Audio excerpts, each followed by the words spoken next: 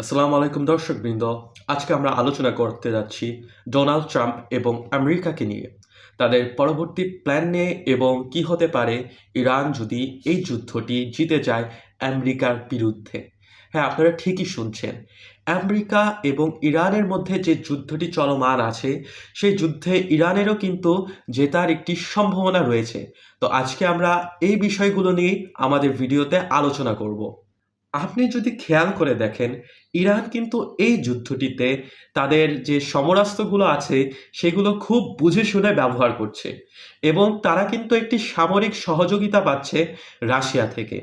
এখন রাশিয়ার প্রেসিডেন্ট সরাসরি না বললেও তারা যে তাদের ইন্টেলিজেন্স রয়েছে, স্যাটেলাইট ইনফরমেশন রয়েছে, তা ইরানকে প্রোভাইড করছে, যার দ্বারা ইরান যে আমেরিকার রাডারগুলো রয়েছে তাতে একেবারে অ্যাকুরেটভাবে আক্রমণ করতে সক্ষম হচ্ছে।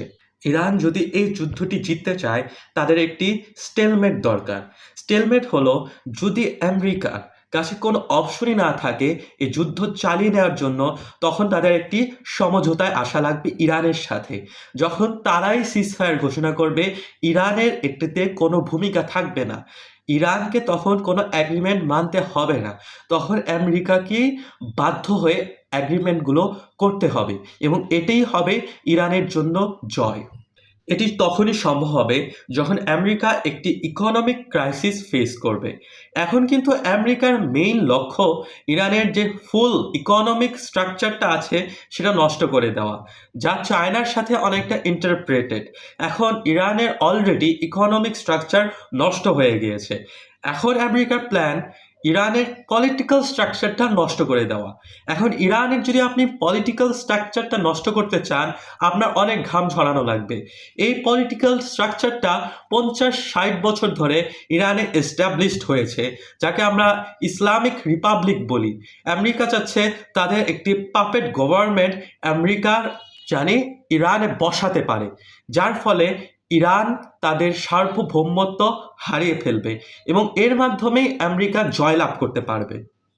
আমার মতে আমেরিকার এই জয়টি লাভ করা এত সহজ হবে না, হয়তো তারা নাও পারতে পারে। তাদের পারা এবং না পারার পসিবিলিটিসটা 50-50%। এটা ডিপেন্ড করবে আয়াতুল্লাহ খামেনি মরে যাওয়ার পর ইরানের যে জনতা রয়েছে তাদের কি পরিমাণ বিশ্বাস রয়েছে তাদের গভর্নমেন্টের উপর, এবং আর একটু নির্ভর করবে চায়না এবং রাশিয়ার রোলের উপর। চায়না এবং রাশিয়া যদি ইরানকে অতঃপরভাবে সাহায্য করে এই যুদ্ধে, তাহলে কিন্তু ইরানের জয়লাভ করার একটি বড় সম্ভাবনা রয়েছে। তো দেখা যাক ভবিষ্যতে কি ঘটে, ইরান জিতে নাকি আমেরিকা জিতে। আজকের আমাদের ভিডিওটি এখানেই শেষ করছি। ধন্যবাদ।